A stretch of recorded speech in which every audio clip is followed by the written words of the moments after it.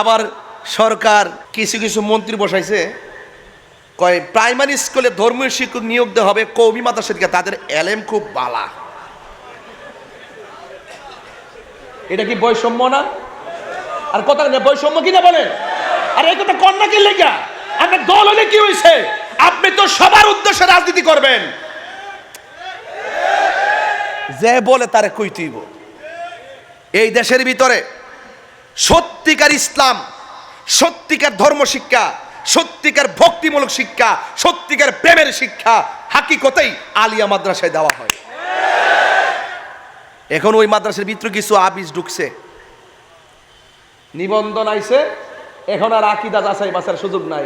এনটিআরসির মাধ্যমে নিবন্ধন দিয়া দে, যে বুঝে এরও দে, যে বুঝে না আমরা সাথে পড়ার যোগ্যতা নাই হেরাও এনটিআরসিতে দিকে দিকে লিখা কিছু নাম্বার হয়, পরে এই যে তালিকা দিয়া এইটারে ফাড়াই দে, পরে খবর লিয়া দিই এটা দুশ্মনের রাসূল। কই যাইবেন? শিক্ষা ব্যবস্থা কোথায় নিয়ে ফেলাইতেছে? কওমি মাদ্রাসাত নাকি বলে ধর্মীয় শিক্ষা ভালো হয়, ওই ধর্ম শিক্ষা ভালো হয়, মাঝে মাঝে ছাত্র নিয়ে আকামও হয়। একমাত্র এদের বিরুদ্ধে আইনি কোনো অ্যাকশন না থাকার কারণে, তদবিরের কারণে আর স্বজনপ্রীতির কারণে ওই সমস্ত নাজেহালদের বিরুদ্ধে, বিয়াদবদের বিরুদ্ধে আইন না থাকার কারণে ওরা যা মনে চায় তাই করে। কথা বলেন ঠিক না বেঠিক? আমি মাদ্রাসার শিক্ষা ব্যবস্থার বিরুদ্ধে না, একের পর এক ঘটনাগুলো ঘটতেছে কেন? জবাবদিহিতা না থাকার কারণে। কথা বলেন ঠিক কিনা? আমি বলছি অপরাধী যে হোক তাকে শাস্তির আওতায় আনতে হবে। আর আমার মা বোনদেরকে বলবো, যে কোনো মাদ্রাসায় মেয়েদেরকে ভর্তি করাবেন না। আপনার মেয়ে আপনার ছেলে অন্য সব জায়গায় নিরাপদ না, নিজে নিয়ে যাইবেন আবার নিজে নিয়ে আসবেন। কোনো ধরনের বাসায় কাউকে রাখছেন তাকে দিয়েও পাঠাবেন না, কোনো কাজের মানুষ রাখছেন তাকে দিয়েও পাঠাবেন না। এখন এমন একটা অবস্থা হয়েছে আপনার সন্তানকে কিডন্যাপ করে। আজকে ঘটনা ঘটছে কি জানেন? ধান নিতে আসেন, অনেক লিখে ধান নেয় না, এক জায়গা থেকে আসছে ধান নেওয়ার জন্য, মালিক পক্ষ তাকে রাখছে, রাখার পরে একদিন বাড়িতে থাকছে, পরের দিন রাত্রিবেলা মালিকরে মাইরা ভিতরে স্বর্ণ গয়না যা আছে তারা লইয়ে গেছে। এবার বিশ্বাস করবেন কাকে? এখন কিন্তু আমরা খুব জীবন রিস্কের মধ্যে আছি। এই মব ভায়োলেন্স এই 2 বছরে যেভাবে বৃদ্ধি পেয়েছে, এগুলো আগে ছিল না। এগুলো কিন্তু এখন কেউ কাউকে মেরে ফেলাটাকে কিছুই মনে করে না। এদের লাগাম ধরতে হবে, অপরাধীর বিরুদ্ধে আইন লাগবে, শাস্তি লাগবে। কথা বলেন ঠিক না বেঠে? আর দিল যদি নরম করতে চান, অন্তর যদি শুদ্ধ করতে চান, তাইলে আল্লাহর ওলিদের দরবারে যান। যেখানে গেলে আপনি খুন কি বুঝবেন না, ধর্ষণ কি আবার মাথায় ঢুকবে না, এবং মানুষকে ঠকানো কি এগুলো মাথায় ঢুকবে না। তার একটাই চিন্তা থাকবে, বসে থাকবে হাটহাজারি, তার অন্তর পরে থাকবে সোনার মদিনা। কথা বলেন ঠিক না বেঠে? আল্লাহর ওলিদের দরবারে খাজা গরিবে নওয়াজ, তিনি এই ভারতবর্ষে এসেছিলেন বলেই তো এই জায়গা আলোকিত। কথা বলেন না কেন? আজকে আমরা খাজার বাবার শান যখন গাই, তখন তারা গাজা বাবা বলে। নাউজুবিল্লাহ কর না কেন? তারা তো নামই শুনতে পারে না, শুধুমাত্র বেতের বাড়ি খাইব দেখা, শুধুমাত্র মঈনুদ্দিন চিশতি রহমাতুল্লাহ কি কিছু মানে, আর নাইলে মানতো না। ওরা দেখছেন না আমার নবী পাক সাল্লাল্লাহু আলাইহি ওয়াসাল্লামের রওজা মুবারক পর্যন্ত ভেঙ্গে দেওয়ার ব্যাপারে গোপনে গোপনে ষড়যন্ত্র করে। আবার কি বলে জানেন? কয় এটা স্পষ্টকাতর জায়গা, নাইলে এটাও ভেঙ্গে ফেলা হতো। কত বড় বিয়াদব দেখছেন? এদের সাথে ইসলামের এবং সমাজের কোনো সম্পর্ক। মাথায় রাখবেন, যা বলছি মাথায় রাখবেন।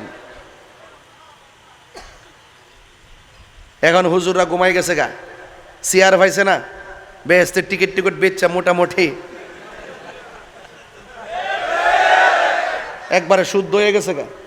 এখন আর সংসদরা 2 মাস 14 দিন গেছে ভাই, একটা লোক কথা কয় না, শুধুমাত্র কেমনে ক্ষমতাটা একটু বাড়াইতে পারবো মৌলবীনি, খালি সেই প্রসেসিংয়ে ব্যস্ত আছে। তবে মনে রাখো, 1 মাকে শীত যায় না। কথা কি সঠিক না বেঠিক বলেন? আহলে সুন্নাতুল জামাতের 65%কে মাইনাস ফর্মুলা রাখা তোমরা মনে করতেছো তোমরা তেল্লা মাথায় তেল দিয়া বেশি দিন টেকসই হয়ে যাবে গা। আল্লাহর ধরা কিন্তু নরম না, খুদাই গজব নাই মাইব। কারণ কেন? তোমরা 2 বছরের ভিতরে 97টা মাজার ভাঙছো।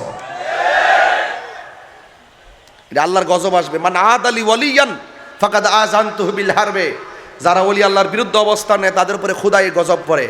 আসতেছে কেবল ক্ষেতেরিটা ক্ষেত ভাঙবে ইনশাআল্লাহ, আমি দেখে যাব। খাজা গরিবে নওয়াজের আব্বার নাম কি মনে আছে না আপনাদের? মোহাম্মদ গিয়াসউদ্দিন। আমার নামটা কি? তাহলে আমার আম্মা খুব বুদ্ধি করে নামটা রাখছে না, আলহামদুলিল্লাহ কোন নাকি লেগে একটা তাবাররুক তো আছে। তাকাসসুস যেহেতু আমি গিয়াসউদ্দিন, একটা হিসাব নিকাশ তো, তা আমি যার ওয়াজ করতেছি যদি ওনার আব্বাজানকে স্মরণ না করি এটা হক আদায় হবে না। সিন্নি খাইলে কার দ্বারা মোল্লা চিল্লা না।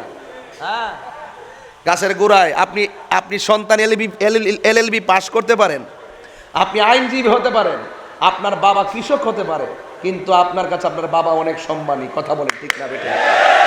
আমার পরিষ্কার কথা আর কি, এই জন্য আমি স্মরণ করলাম। অবশ্যই তিনি মাদার জাতুরি, অবশ্যই সম্মান, কিন্তু বাবাকে তো মনে রাখতে হবে। বাবার নাম হলো হযরত গিয়াসউদ্দিন রহমাতুল্লাহ আলাইহি। ওনার আম্মা জান হলো উম্মুল ওয়ারা। উম্মুল ওয়ারা, আল্লাহু আকবার বলবেন না? ওনার আব্বা আম্মা দুনিয়ার থেকে বিদায় হয়ে গেছে। আচ্ছা, বাবা মা যার থাকে না, সংসারে হাল ধরতে হয় কি হয় না?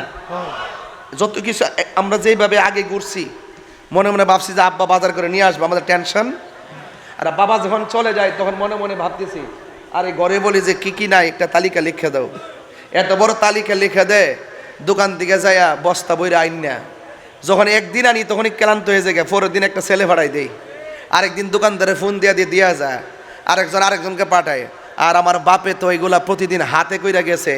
আরে 10 টাকা ভাড়া না লাগবো, এই জন্য 10 টাকার ভাড়া না নিয়া 10 টাকা দিয়া সন্তানের জন্য কয়েকটা কলা কিনে আনছে, আমার পোলা খাইলে প্রোটিন হবে। এভাবে হাতের মধ্যে 2 হাতে ধরে ব্যাগ নিয়া আমার বাপ বাজার করে আইন না আমাদেরকে মানুষ করছে। এটা কি ভুললে গেলে চলবো? আর এটা বললে কি আমার লজ্জার কোনো ব্যাপার আছে?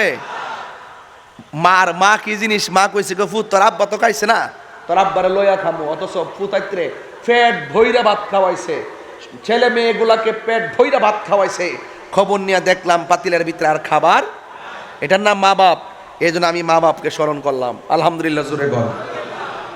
বাবা মা যখন চলে গেছে, সংসারের হাল তো ধরতে হয়। কিছু জমি জামা ছিল, হযরতে মুঈনুদ্দিন চিশতি রহমাতুল্লাহ আলাইহি ওই বাগানের মধ্যে গিয়ে পরিচর্যা করতেছেন, আর যা হয়, যা উৎপাদন হয় তা দিয়া সংসারটা চালায়। একদিন যখন তিনি গেলেন বাগানে, যাওয়ার পরে একটা দরবেশ আসলেন। দরবেশ আসার পরে তখন দরবেশের চেহারার দিকে তাকিয়ে হযরতে মুঈনুদ্দিন চিশতি রহমাতুল্লাহ আলাইহি বাগান থেকে কিছু ফল দিয়ে ওনাকে মেহমানদারি করলেন। আজকে যে আমি আসছি, ঘরে ঢোকার সাথে সাথে ফল নিয়ে আসছে। স্মরণ করতেই, শুকরিয়া আদায় করতে হবে।